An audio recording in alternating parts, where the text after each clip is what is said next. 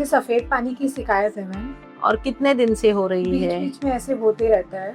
Okay, और ये फिर भी अप्रोक्स कितने महीनों से ये परेशानी है? 1 मंथ से जैसे कंटिन्यू चल रहा है। ओके, इसके पहले कोई तकलीफ नहीं नहीं। थी? ओके, आपकी शादी कभी हुई है? 3 मंथ्स। 3 मंथ्स। आपको ये जो वाइट डिस्चार्ज हो रहा है उसमें खुजली होती है? नहीं। ओके, उसमें कोई स्मेल आता है? नहीं। नहीं। ये हमेशा हो रहा है? बीच बीच में रुक रुक के होता है। ओके, सो अभी देखो मैं आपको एक्सप्लेन कर रही हूँ वाइट डिस्चार्ज किससे हम लोग ट्रीट करते हैं या वाइट डिस्चार्ज के टाइप्स कैसे है। ये जो वाइट डिस्चार्ज होता है नॉर्मल भी होता है जिसे हम फिजियोलॉजिकल डिस्चार्ज बोलते हैं, सेक्रेशंस बोलते हैं, और अब नॉर्मल रहता है। अभी फिजियोलॉजिकल सेक्रेशंस हम किसे बताते हैं कि ये कब होता है कि फिजियोलॉजिकल जो सेक्रेशंस रहता है, जैसे अपना मुंह गीला रहता है वैसे नीचे की जगह गीली रहती है। आपको ये डिस्चार्ज पीरियड्स आने के पहले, पीरियड्स होने के बाद तुरंत बाद, या पीरियड्स के बीच में जब अंडा बनता है वो टाइम ये सेक्रेशंस थोड़े ज़्यादा रहते हैं नॉर्मल से। इसके अलावा आप जब भी रिलेशंस रखो, रिलेशंस के बारे में सोचो, तो भी ये डिस्चार्ज होते हैं।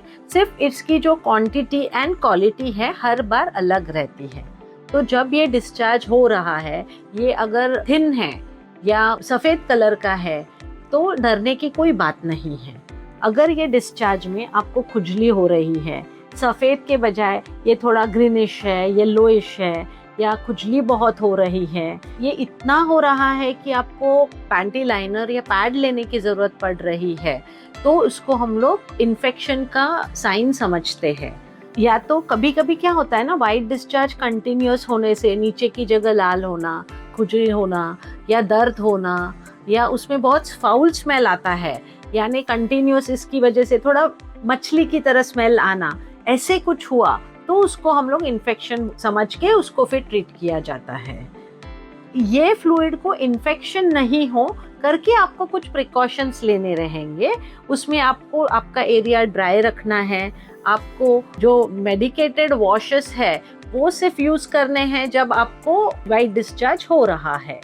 अदरवाइज ये white discharge is a normal physiological discharge जो आपको प्रोटेक्टिव लाइनिंग बनाता है वजाइना में, ताकि वजाइना ड्राई नहीं हो और उसकी वजह से उसके कोई साइन सिम्टम्स ना आए। समझा अभी आपको? हाँ। तो अगली बार से अगर जो सिम्टम्स कुछ रहेंगे, जैसे कुछ इन्फेक्शन है या किसी किसी को इन्फेक्शन की वजह से ये इन्फेक्शन पेट के अंदर जाता है और कंटिन्यूस लोअर एब्डोमिनल पेन होना या बैक एक होना, ये हो सकता है। तो अगर इसमें से कोई अगर सिम्टम है तो डर की बात है, क्योंकि इसके कॉम्प्लिकेशंस हो सकते हैं अगर ट्रीट नहीं किया तो। ओके।